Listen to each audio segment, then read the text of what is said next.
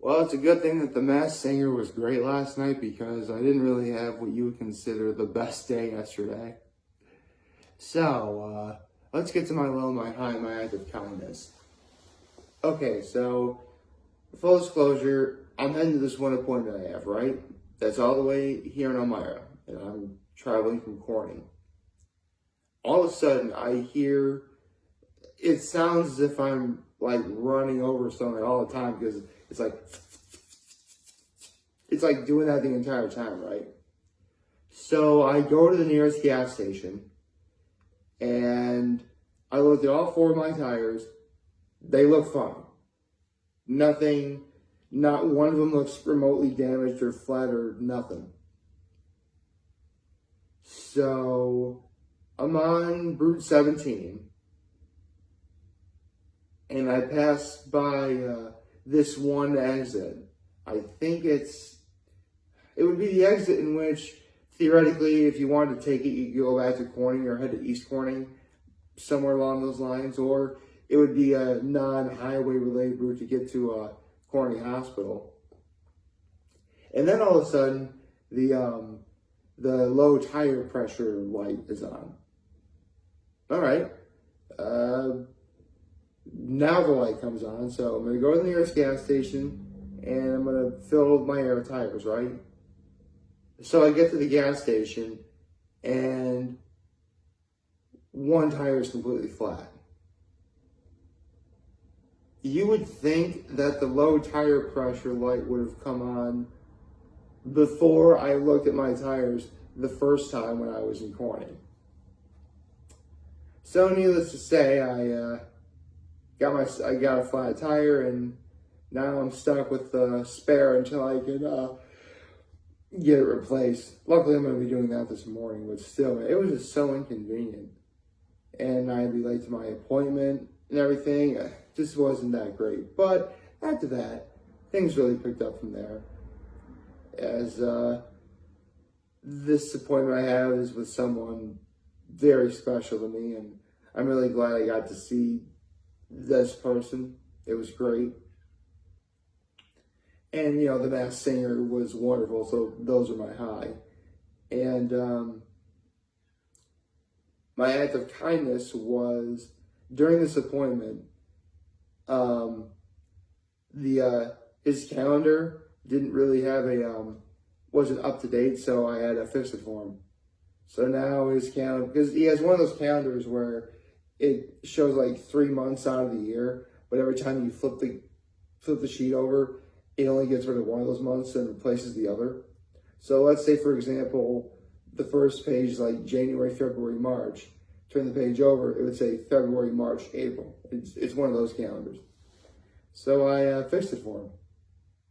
So that was really nice.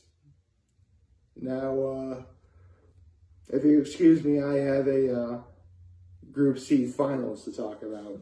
Good morning and happy Thursday, everybody. Man, I can't believe it. We're already here.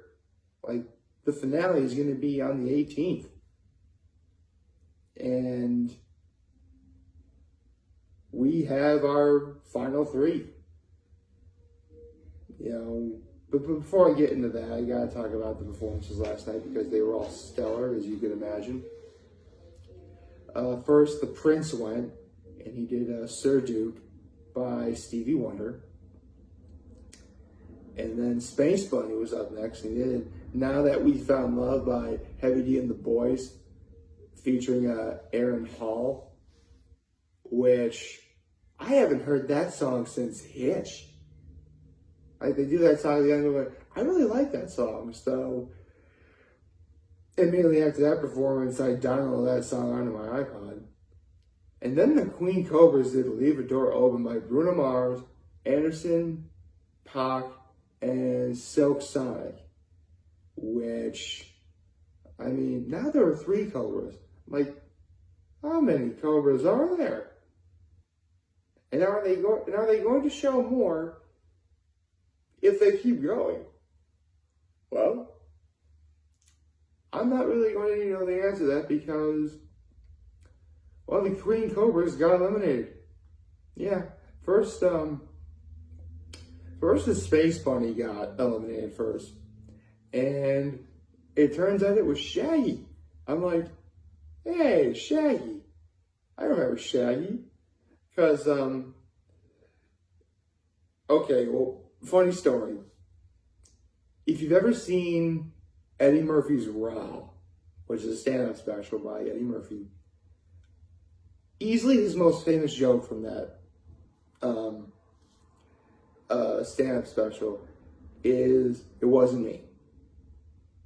So Shaggy actually turned that into a very popular song that came out in the mid-2000s, and it was a hit. And Shaggy has this like one really low, distinct sort of reggae Jamaican style voice, but throughout this competition, he completely disguised it. Like, you had no idea who he was all throughout, except the clues that were given. And again, it was Shaggy. It was unbelievable. And that's actually one, and I'll never forget what Nicole said after Shaggy unmasked himself. When it really was just like when T-Pain was the monster. Because when T-Pain completely ran away with season 1, considering that even to this day, his performance of Stay With Me by Sam Smith is the greatest performance in Masked Singer history. Literally, seriously, they did a top 10 there. And yeah, it really is the best in history. Who'd have thunk it, right? So, all throughout that whole competition, T-Pain disguised his voice. And it looked like Shaggy did exactly that as well, where you really couldn't tell that it was him there. And that's good. It really made every performance he had, like genuine, believable, like anyone could be doing those songs, but it wound up being Shaggy. And he was good. He was like really, really good all throughout this competition. But he had to go. And then we had to go to the Queen Cobras, which, okay, full disclosure, my knowledge of vocal groups isn't necessarily what you would call stellar. I mean, I grew up in the 90s, where Backstreet Boys and NSYNC reigned supreme. And in a lot of ways, their music still holds up. I have a bunch of their music on my iPod. From Backstreet Boys, you have As Long As You Love Me, Shape of My Heart, I Want It That Way, Larger Than Life. NSYNC, you have Bye Bye Bye, It's Gonna Be Me. Like, the list goes on and on. Man, I'll never forget. Seriously, I'll never forget when both No Strings Attached and Millennium were released, because that's when they both really skyrocketed. So, imagine what life would be if NSYNC was still together. But we live in a universe where Justin Timberlake wanted to go solo, and he was very successful at it. So, there you go. Basically, my knowledge pretty much goes around those two boy bands, and that's about it. Again, I grew up with that music. So you better believe I had no idea who En Vogue is. So yeah, En Vogue were the Queen Cobras. And when I got to hear them sing, I'm like, okay, they were good. They were extremely good. I have no complaints about any of their performances at all. Not to mention, when they did their final performance, they did Say a Little Prayer by Aretha Franklin again, which, yeah, that was awesome. So, before they did the eliminations, they all got together and did a Roar by Katy Perry. And literally all three singers were so good. Oh, it was five, but you get the idea. They were so good. Everyone's like, why is this not a real band? Because they were great together. I'd listen to that, sure. But in the end, a winner had to be found. And that was the representative from Team Good. And that was the Prince. Ladies and gentlemen, the theme of this season was the good and the bad, the cuddly. And with Firefly, Rainmaster, and the Prince, not only do we have our final three, but every single contestant in that final is a member of Team Good. Good reigns supreme! Woo! Yeah, I don't think I really did much explaining this part, but I was always Team Good. I say, man, it's Team Good. That's the side you always want to be on. That's the side everybody likes. It's the side that you should morally be on. And I don't care. I like the good guys. Good guys are cool. Honestly, I love it when the good guys win. That's just how good writing works. You know? I mean, yes, on occasion you get stories like, you get situations like what happened in the season 2 finale of Avatar: The Last Airbender.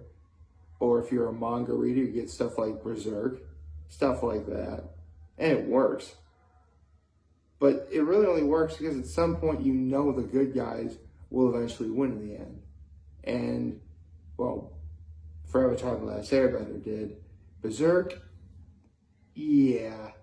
For those of you who don't know, and I have talked about this once before, so I'll be nice. Berserk was written and drawn by a mangaka known as Kentetsu Miura. And Kentetsu Miura died before he finished his work. Now, granted, this manga had been coming out since like the 80s, and it had gotten to a point where only like 2 chapters a year were being released. So as you can imagine, there was kind of like a really long haul for any fans of the story. So long, in fact, that if it had lost fans, now you know why. And while that story doesn't end with a climactic battle between the main character, Guts, and clearly the main villain, who's Griffin, basically the main,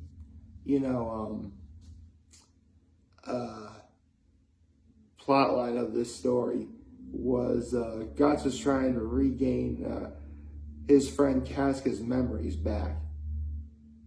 And he does. And then basically the series ends on a metaphorical, like, look to hope for the future type thing. Which, okay. I mean, don't get me wrong, that is a beautiful ending in of itself. And, yeah, I can see how a lot of people really dig that. In fact, I dig it too. But there is that part of me that really wants the good guys to win, and, sometimes you just don't really get that. But you definitely get that with here in The Masked Singer. So, Team Good completely swept everybody. They're in the finals right now. And so it just boils down to, who do I think is going to win? Well, luckily we have 2 weeks before I could really make any kind of guesses on that. But here's the thing. Way back when the season began, I thought the weakest set of singers went first. And as good as Firefly was, Firefly was the best easily. But as each group went on, you would hear at least one other person who was better than Firefly. In Group B, you had, the Ringmaster. And in Group C, you had, Space Bunny, Queen Cobras, and the Prince. In fact, I really had no idea who really was going to be winning at all yesterday. So, I'm thinking it's going to be between Ringmaster and the Prince as to who's going to win it all. Although, here's the thing. It's very clear that the Prince is a guy. Obviously, because, the Prince is it's supposed to be a guy. This is how it works. If the Prince won, I think it would be really fitting because obviously the Prince is, as the head of a frog and whatever. And so if he wins, okay, if you don't know about the story, there's a fairy tale called The Frog Prince. In fact, Disney adapted that called The Princess and the Frog, where basically the prince was transformed into a frog, and only a kiss from a beautiful princess can, break the spell. In this case, that kiss would be in the form of winning the entirety of the Masked Singer competition. I don't know, I think it'd be pretty sweet. But, man, it's going to be between Ringmaster and Prince. At least I think so. So, that's my far too early prediction. Like, favorite, share, and subscribe, and follow me on social media as you do. I'm very home this video for if you guys are watching. Joe for them. Hopefully, a wonderful, wonderful Thursday. And remember, because I'm going to talk to you, I'm going to be here to land me. I'll see you back. Take care. Make good choices. See ya.